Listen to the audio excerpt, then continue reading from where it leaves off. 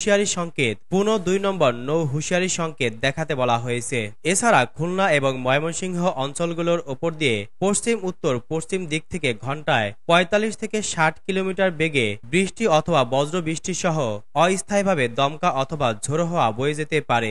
এসব এলাকার নদীবন্দরগুলোকে ১ নম্বর সতর্ক সংকেত দেখাতে বলা হয়েছে। অন্য এক পূর্বাভাসে বলা হয়েছে, পশ্চিমা লঘুচাপের বর্ধিত অংশ হিমালয় পাদদেশীয় পশ্চিমবঙ্গ ও তৎসংলগ্ন এলাকায় অবস্থান করছে। মৌসুমের স্বাভাবিক লঘুচাপ দক্ষিণ বঙ্গোপসাগরে অবস্থান করছে।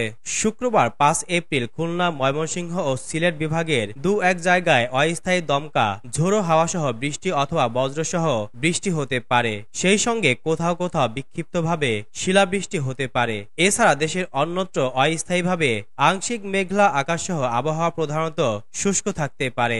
এছাড়া টাঙ্গাইল, ফরিদপুর, কুষ্টিয়া, চুয়াডাঙ্গা, রাঙ্গামাটি জেলাসহ রাজশাহী বিভাগের ওপর দিয়ে মৃদু থেকে মাঝারি ধরনের তাপপ্রবাহ বয়ে যাচ্ছে এবং তা অব্যাহত থাকতে পারে। জলীয় বাষ্পের আধিক্যের কারণে অস্বস্তি অব্যাহত থাকতে পারে।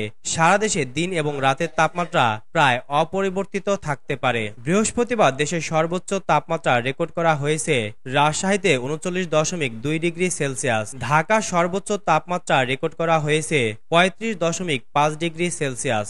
৩ বিভাগে ৪৫ থেকে ৮০ কিলোমিটার বেগে ঝড়ের আভাস। দেশের ৩টি বিভাগে ৪৫ থেকে ৮০ কিলোমিটার বেগে ঝড় হতে পারে, আর ৩ বিভাগে অব্যাহত থাকতে পারে তাপপ্রবাহ। বৃহস্পতিবার ৪ এপ্রিল এমন পূর্বাভাস দিয়েছে আবহাওয়া অফিস। আবহাওয়াবিদ খন্দকার হাফিজুর রহমান জানিয়েছেন, সিলেট অঞ্চল ও এর ওপর দিয়ে পশ্চিম উত্তর পশ্চিম দিক থেকে ঘন্টায় ৬০ থেকে